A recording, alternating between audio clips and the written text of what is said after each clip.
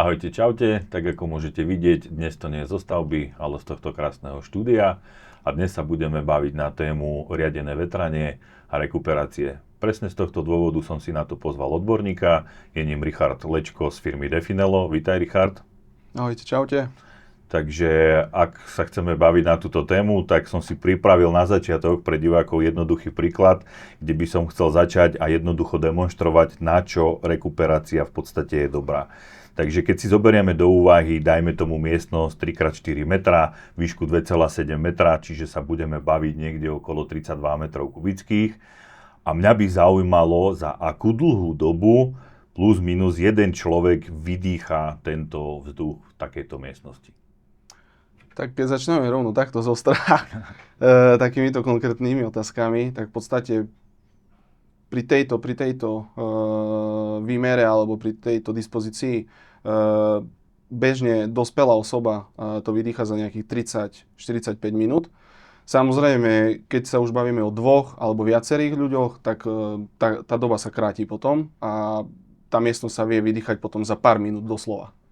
Čiže ak to tak správne chápem, tak je ten vzduch už po tých 40 minútach, alebo dajme tomu hodine, už úplne zlý, nedýchateľný, alebo vie tam človek ešte nejakým spôsobom existovať? Je to nejako merateľné? Máme to nejako zhmotnené, že akým spôsobom?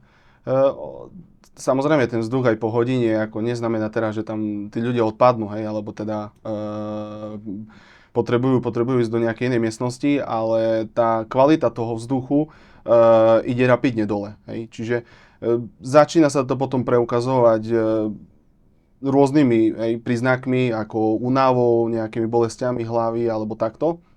Ale to ešte predbieha možno o tom neskôr, ale v podstate merá sa to úplne štandardne, alebo dá sa to merať CO2 senzormi alebo snímačmi, kde vieme úplne presne určiť, aké hodnoty aktuálne v danej miestnosti sú. Hej. Čiže vieme aj vidieť napríklad, aká hodnota bola na začiatku, keď sa v tej miestnosti ľudia stretli, alebo v tej danej miestnosti niečo prebieha. A potom vieme to porovnať s tým, aké hodnoty vyskočia po tej hodine, dajme tomu, hej, keď sa bavíme o konkrétne 60 minútach teraz. A máme teda nejakú definovanú škálu, že tých CO2 v tom danom vzduchu, je to nejaký pomer, ja neviem, od 500 do 200, alebo do 1000, 1500? Ono takto, úplne ideálne prostredie je niekde na úrovni 300 do 500-600 ppm, keď sú tie hodnoty.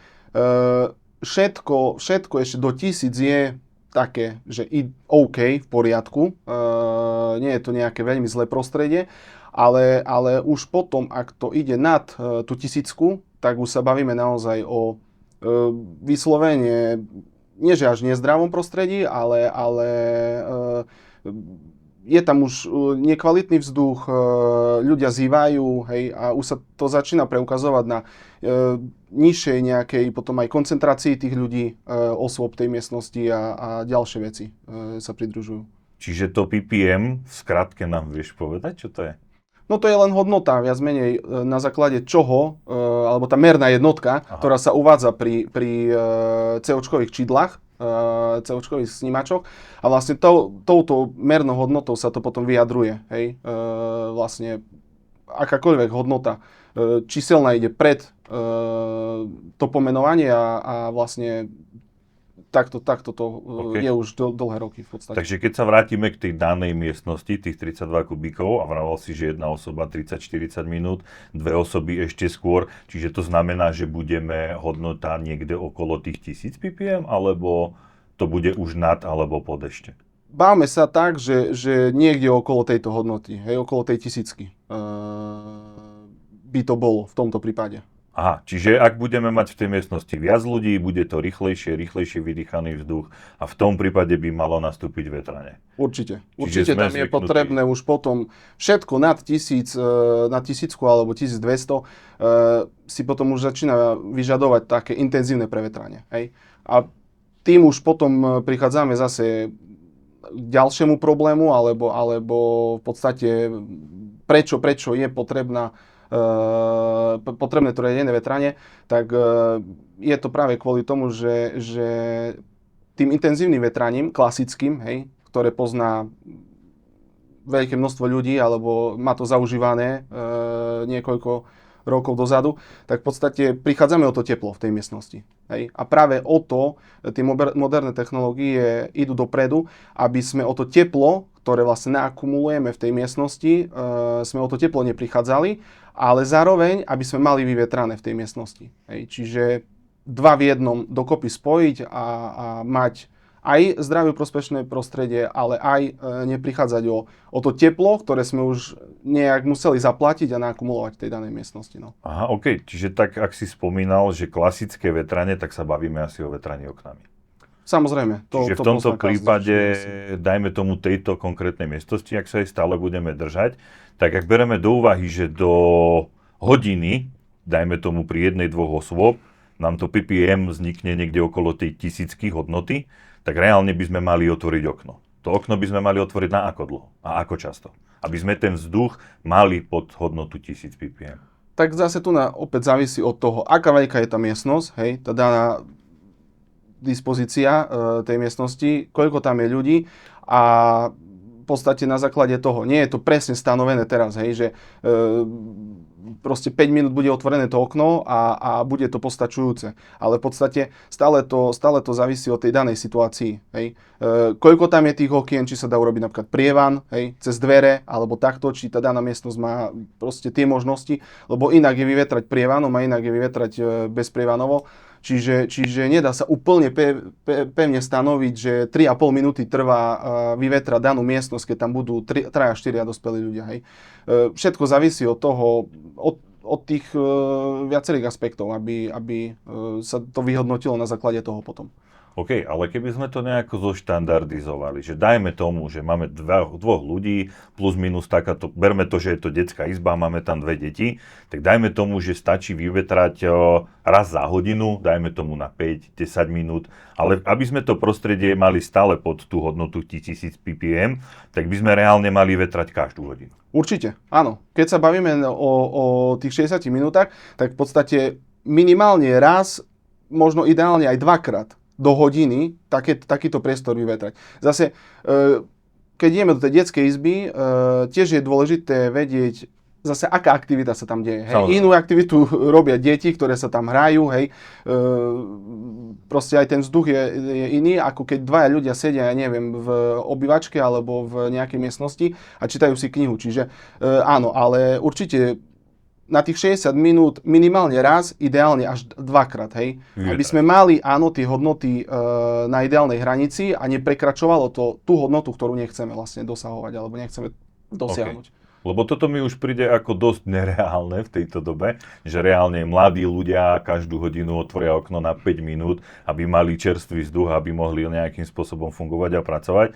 A čo nám úplne končí, tak to je v noci. V noci asi nikto nemá budík na každú hodinu, aby otvoril okno a vyvetral. Aj keď beriem do úvahy to, že v tom prípade ten človek leží a spí a nevyvíja nejakú aktivitu, takže dajme tomu tie dve deti v tej detskej izby ten vzduch nevydýchajú za hodinu, ale dajme tomu tom kľude aj tak budeme stále niekde na 2 hodinách. Čiže po 2 hodinách by reálne človek mal vyvetrať. Ak nevyvetrá, aké to môže mať dôsledky na toho daného človeka, ktorý je v takejto miestnosti už nad tou hodnotou 1000 ppm? Práve z tohto je úplne jasné, že v podstate nie je reálne vetrať, aby či dieťa alebo dospelý človek stával každé 2 hodiny a otváral to okno, tak ten vzduch potom nad ránom hlavne a na konci tej noci je v takej kvalite, že to dieťa alebo aj tá dospelá osoba počas dňa potom môže mať prejavy práve tej nesústredenosti alebo proste rôzne bolesti hlavy. V podstate tá sústredenosť asi je najhoršie na tom. A z toho vyplýva potom kľudne aj nervozita, hej, alebo nejaké hádky s kolegami, so spolužiakmi v školách. Čiže začína práve to, že už keď človek ráno zle vstane, tak potom sa to s ním väzie celý deň a práve takýmito vecami sa to potom môže preukazovať, keď je ten vzduch nekvalitný v noci. Takže vlastne si mi potvrdil, že môžeme reálne brať do úvahy, že v podstate vzduch a hodnota CO2 je priamy činiteľ, ktorý nás ovplyvňuje v tom, ako sa reálne vyspíme a ako sa reálne človek cíti a ako dokáže byť reálne akože aktívny. Čiže v tomto prípade, keď už to preklopíme na to smerovanie, kam ideme v tomto podcaste, tak v podstate podľa teba rekuperácia je jedno z najlepších riešení? Určite na túto problematiku a celkovo túto situáciu, o ktorej sme sa bavili a budeme sa baviť ešte ďalej, tak v podstate rekuperácia tým, že ide o to riadené vetranie, kde už budeme o tom ešte rozprávať, ale je asi najúčinnejším spôsobom, ako vieme napomôcť tej danej situácii, v tej danej miestnosti s tou nekvalitou vzduchu v tomto prípade. Takže určite najlepšie riešenie. Takže mi to v podstate tá rekuperácia zabezpečuje ako takú celé pohodlie toho bývania, lepšie, zdravšie bývanie, menej ovplyvnený, dajme tomu tou únavou, zhoršeným prostredím. Čiže získavam z toho, dá sa povedať, len benefit. Určite. Či komfort bývania, alebo hovorím, možno už zase predbieham, ale nižšia vlhkosť v interiéri. A to teraz sa nebavíme len o jednej izbe, ale o rodinnom dome ako o komplexe, alebo aj o bytovej jednotke, to je jedno. Ale v podstate práve to, že sa tam udržiava ideálna vlhkosť a takisto vzniká, alebo netvorí sa toľko alergénov, ako sa tvorí, pokiaľ tam nie je tá rekuperácia alebo to riadené vetranie. Hej, a to treba na to povedať, že v dnešnej dobe je čím ďalej, tým viac ľudí alergických. Skoro polovica populácie už je na niečo alergická v dnešnej dobe. A práve to je ďalšou z takých výhod, kde vieme tým alergikom doslova pomôcť, lebo žijú v tom prostredí, v interiéri, kde vlastne ten vzduch je filtrovaný a vlastne dostáva sa im do interiéru už čistý filtrovaný vzduch od tie rôzne pele a rôzne kvitnúce veci v tej jarnej alebo letnej sezóne počas tých mesiacov, kedy majú tí alergici reálne problém. Hej. Aha, OK, tak poďme teda asi skôr už vysvetliť našim poslucháčom, čo to tá rekuperácia je a čo je toto vlastne riadené vetranie. Takže si sám povedal, že vieme zabezpečiť zachytávanie pelov, vieme pomôcť alergikom, vieme sa zbavovať nadmernej vlhkosti, vieme si vymeniť vzduch. Akým spôsobom a kde toto nejakým spôsobom prebieha? Tak, čo je rekuperácia, už to tu bolo v podstate povedané, ale zopakujem len možno takou jednou vetou, že je to proces získavania energie z odpadového vlastne vzduchu pri tom riadenom vetraní. Čiže úplne laicky vysvetlené, vzduch, ktorý nám privádza jednotka alebo nasáva z vonkajšieho prostredia, studený, napríklad v zimnom období, vlastne je ohrievaný úplne zadarmo v odzovkách, len vlastne ten chod jednotky, ktorý je tým odpadovým vzduchom vydýchaným z interiéru, ktorý by ste už ináč nevyužili. Hej? Čiže ináč by si ho nevyužil, by si ho pustil vonku cez okno. Takto ho nasaje jednotka a vlastne v pasívnom výmenníku vo vnútri v jednotke odovzdá to teplo tomu vonkajšiemu studenému, ktorý už je ale čerstvý. Čiže úplne jednoduchá vlastne záležitosť a všetko sa to deje v jednom zariadení. To je dôležité povedať. Není tam žiadna vonkajšia jednotka, není tam žiadne iné zariadenie, alebo nepotrebujete na to iný priestor v technickej miestnosti, čo v dnešnej dobe je tiež dôležité. A v podstate je to úplne jednoduchý proces, keď sa na to už potom takto človek pozrie. Takže ak si mám predstaviť tú rekuperáciu, tak sa bavíme o nejakom zariadení, ktoré má nejaký rozmer, dajme tomu 40 na 60 na 80, kde mám nejaký výmeník, ventilátory a tie vzduchy v podstate idú okolo seba, okolo toho výmeníku, neprichádzajú k sebe do kontaktu, len odozdá nejakému doskovému výmeníku ten interiérový vzduch teplo a ten, čo ide vlastne zvonku, pretečie zase okolo toho výmeníku a to teplo si zase zoberie. Čiže predpokladám, že toto celé ovplyvňuje ale aj rýchlosť tej rekuperácie, lebo mám rekuperáciu doma, takže viem, o čom sa reálne bavíme a budeme baviť. Zhodou okolností je to rekuperácia od vás aktívna, ale k tomu sa ešte vrátime. Čiže viem s tou rekuperáciou pracovať aj na základe rýchlosti, že dajme tomu, príde mi návšteva, hej, obývačka 25 m štvorcových, zrazu je nás tam 10. a viem, že to CO2, dajme tomu pri jednotke, dvojke rýchlosti nedokážem len tak vyvetrať, viem, že mám možnosť 3, 4, pridám si, dokáže mi tá rekuperácia na základe buď môjho ovládania alebo merania toho PPR zareagovať na toto nie už kvalitné prostredie a spraviť mi s tým niečo? Určite áno. Ono v podstate práve tá jednotka tým, že má rôzne rýchlosti ventilácie, čiže aj teda výkonu, tak si to ten daný už zákazník alebo klient, majiteľ domu nastavuje podľa svojich potrieb. Hej, čiže v podstate, keď, tak ako si spomínal, príde viac ľudí, tak aj tá jednotka potrebuje ísť na vyššom výkone. Keď je bežne v dome len rodina, 3-4 ľudia, tak tá jednotka samozrejme nemá potrebu, alebo teda není dôvod zvyšovať ten výkon zase zbytočne a zbytočne to predimenzovať. Takže na základe tohto si vie ten klient naozaj úplne jedným ťuknutím zmeniť ten výkon podľa jeho požiadaviek a podľa pocitov aj. Lebo my stále vysvetľujeme vlastne aj majiteľom domov, že s tou jednotkou alebo s rekuperáciou celkovo sa človek učí aj celý rok, by som povedal. Až po roku, keď si prejde každé jedno vlastne obdobie ročné, tak zistí, že čo mu najviac vyhovuje.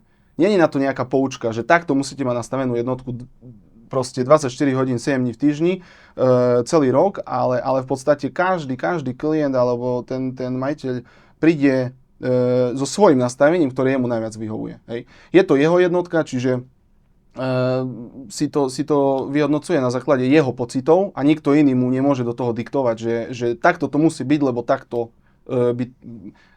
sú odporúčania, ktoré my odporúčame, ale v podstate po skúsenosti môžem povedať, že po spätných väzbách to stále aj tak ostane na klientovi, ktorý si to nastaví takto. Takže. Máš pravdu, rok treba na to, mám s tým vlastnú skúsenosť, ale keby som to tak zjednodušil a ľudia by do toho nechceli nejakým spôsobom vstupovať, lebo v tejto dobe hľadajú jednoduché riešenie bez toho, aby ich niečo zaťažovalo. Čiže v podstate vieme mať v každej miestnosti nejaký snímač toho CO2, ktorý dá signál tej danej jednotky, ktorá zvýši ten výkon? Áno, samozrejme. Takto to funguje, že keď niekto chce mať ako úplne pokoj od toho, kvázi, nechce do toho chodiť ťukať, ľudovo povedané, tak sú presne takéto možnosti, že v podstate pokiaľ v jednej miestnosti sa nahromadí tá hodnota vyššia, na ktorú sa nastaví, samozrejme ten snímač, tak sa tá jednotka zopne, hej, na vyšší výkon a vlastne odvetra ten priestor bez toho, aby si ty fyzicky chodil do tej miestnosti a ťukal do jednotky. Hej. Čiže môže byť úplne v inej časti domu, ale tá jednotka to sama vyhodnotí a automaticky sa aj spustí, ale aj sa vypne po určitej dobe, kedy už nepotrebuje ísť na tom vyššom výkone. Čiže, lebo na to sa veľa ľudí pýta napríklad, že či potom musia oni chodiť vypínať aj to zariadenie. Tak to treba tiež povedať, že tak ako sa zapne, tak sa aj vypne. A tým pádom úplne odpada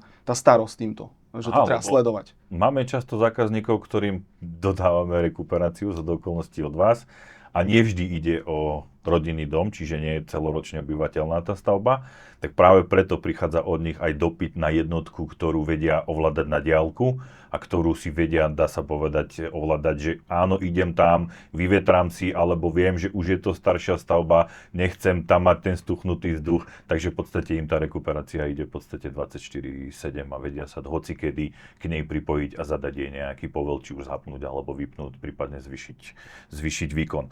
OK, trošku sme asi predbehli, ale začneme asi trošku pár krokmi späť a začneme otázkou, že aké typy rekuperácií poznáme.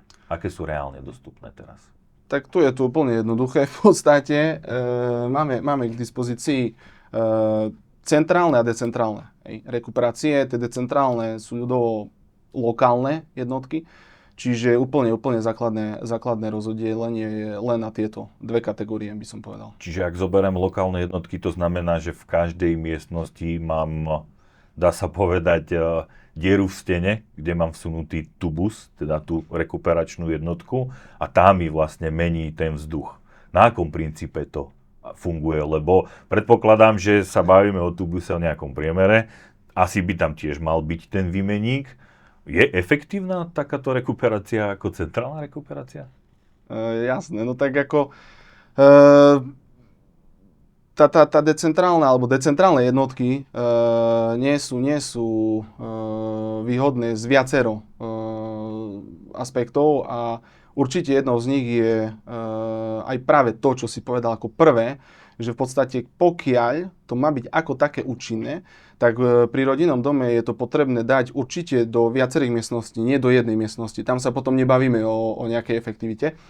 A tým, že v dnešnej dobe sa stavajú tie domy jednak dobre zaizolované, vzduchotesnosť musí byť,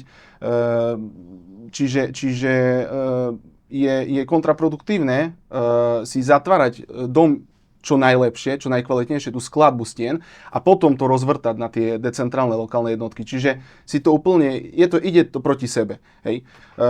My aj robíme vlastne len centrálne rekuperačné jednotky už dlhé roky a v podstate nič nás nepresvedčilo tomu, aby sme nejak išli do tých decentrálnych, lebo naozaj je tam oveľa viac nevýhod ako výhod.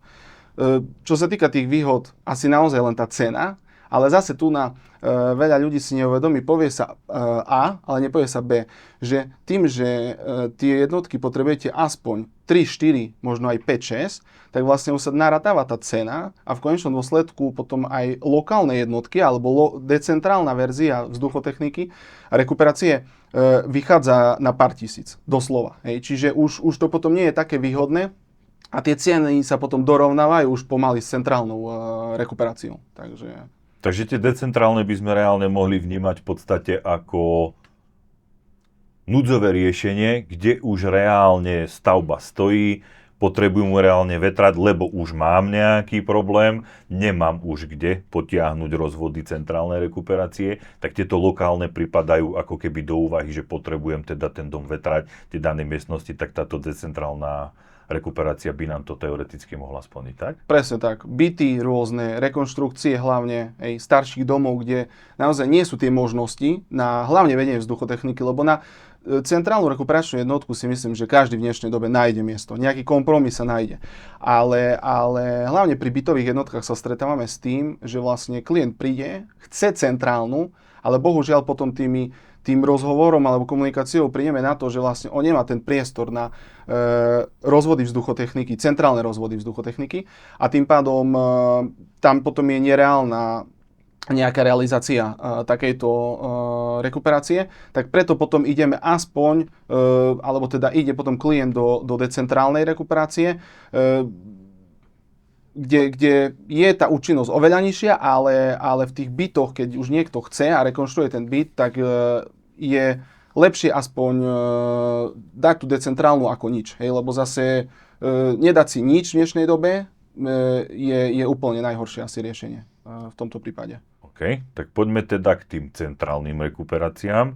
Ako by si to v jednoduchosti vysvetlil v rámci stroj, prepojenie s exteriérom, prepojenie s interiérom a rozvody v interiéri. Je nutné to mať v každej miestnosti, privádzať vzduch, z ktorých miestností by si odvádzal vzduch, aby to bolo nejakým spôsobom vyvážené, aby to fungovalo tak, ako má.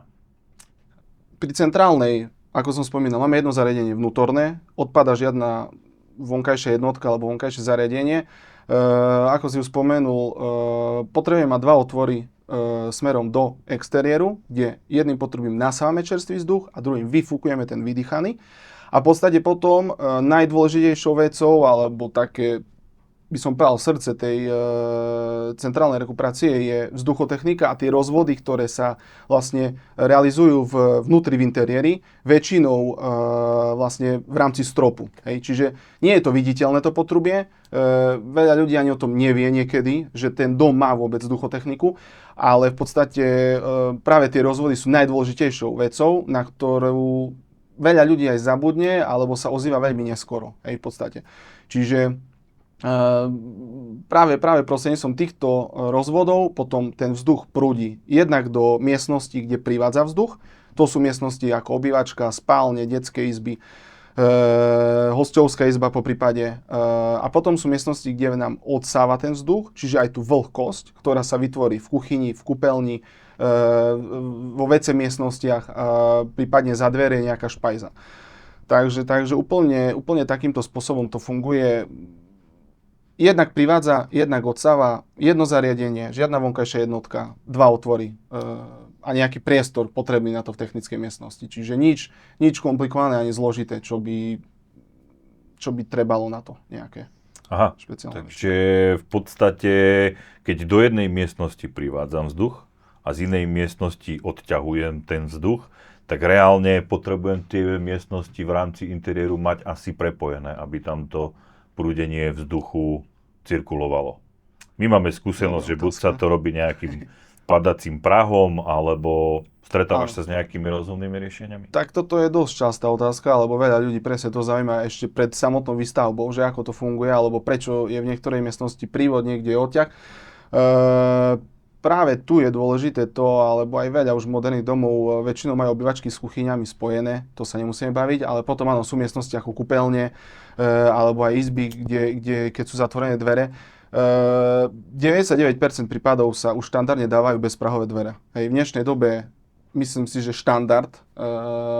A pokiaľ niekto chce mať nejaké, by som povedal, že špeciálnejšie dvere v úvodzovkách, tak dá sa to potom riešiť rôznymi otvormi dodatočne v dverách, ktoré sú neviditeľné, o ktorých ani zákazník nevie, ale firmy, ktoré ponúkajú tie interiérové dvere, to už vedia takto vlastne vyrobiť na mieru tie dvere, aby to bolo kompatibilné s centrálnou vzduchotechnikou a neboli problémy s tým, že teraz otvoríte dvere, alebo otvoríš dvere a cítiš, že proste tie dvere idú ťažko, alebo je tam potlak alebo pretlak v dome, alebo teda v tej danej miestnosti takto. Hej. Čiže v dnešnej dobe sa na to dá pripraviť už dopredu. Hej. Tak ako na iné veci, keď sa projektujú alebo v podstate dohadujú, tak aj tu pri tomto, keď niekto ide už od začiatku projektovej dokumentácii, vie, že ide do vzduchotechniky, tak v podstate sa o tom komunikuje s tým klientom potom.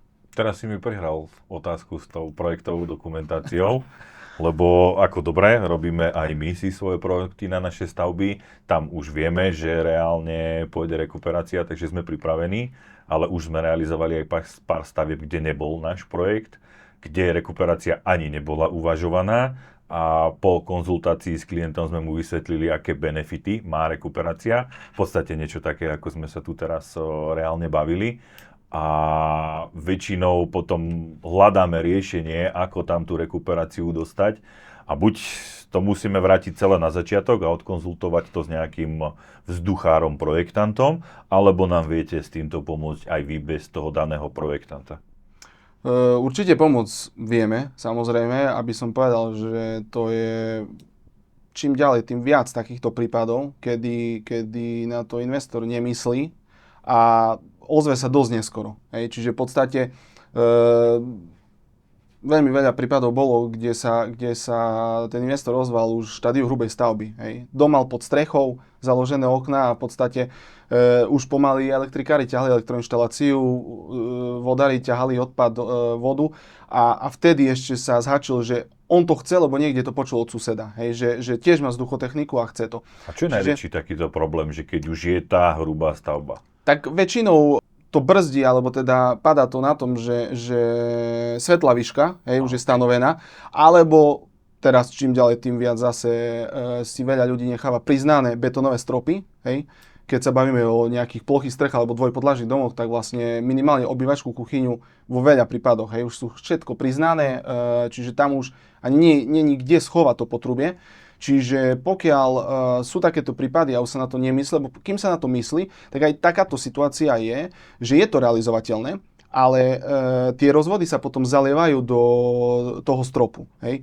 Máme, ja neviem, 20 cm železobetónový strop, musí sa na to myslieť dopredu, ale dá sa to zakomponovať vlastne medzi výstuž, zaleje sa to a v podstate to potrubie je schované a nepotrebuje si ten investor znižovať tie stropy. Ale to sa bavíme v prípade, že mu ten betón zostáva priznaný. Áno. Keby sme sa bavili o montovaných stavbách a drevostavbách a vieme o tom dopredu, tak nám stačí o 20 cm dlhší karhanol odrezať, svetlú výšku nastavím, schovám to do dutiny a mám vybavené. Presne tak. Ale ak by náhodou aj pri tých drevostavbách na to niekto nemyslel, dá sa toto riešenie riešiť aj, dajme tomu, v podstrešnom systéme, ja neviem, väzníkový krov, alebo strop, kde už reálne je niekde 40 cm izolácie kvôli tomu, že je obálka uzavretá v podstate vodorovne a zvislo. Dá sa aj do tejto izolácii schovať to? Dá sa, len zase si to vyžaduje presne tú logistiku, aby v podstate tá vzduchotechnika bola namontovaná v takom čase, aby pri prípadnom doizolovaní, napríklad nasávania a výfuku vzduchu odpadového, sa to vedelo potom ešte dodatočne zaizolovať, pokiaľ by to išlo vlastne nad parozabranu alebo nad touto skladbou. Hej? Čiže sa bavíme o podkrovi pri väzníkovej streche. Takže všetko sa dá, len ja stále hovorím, treba sa ozývať s predstihom. A myslím si, že ešte sa nestalo v dnešnej dobe, že by niečo nebolo realizovateľné. Hej? Lebo pokiaľ je možnosť, tak sa stále nájde nejaké riešenie, aby sa to dalo zrealizovať a nie, aby sa našla výhovorka, prečo sa to nedá urobiť. Takže myslím si, že takto by trebalo postupovať pri celej výstavbe a všetci, keby takto pristupovali, tak by bola radosť stávať, si myslím, pre každého. Bolo toho veľa a veľa nás ešte čaká. Chcem sa ešte s Richardom baviť na viac tém okolo rekuperácie, ako je napríklad hlučnosť, servis, výmena filtrov a hlavne o aktívnej rekuperácii. Túto aktívnu rekuperáciu si rozoberieme v ďalšom videu, tak ak o to nechcete prísť, dajte odber, dajte like a sledujte náš ďalší podcast. Týmto pádom chcem aj poďakovať Richardovi, že nás navštívil a že nám porozprával svoje vlastné skúsenosti, akým spôsobom by sa mala rekuperácia do domov inštalovať a prečo je v dome dôležitá. Ďakujem. Ja ďakujem za pozvanie a vidíme sa na budúce. Ahojte.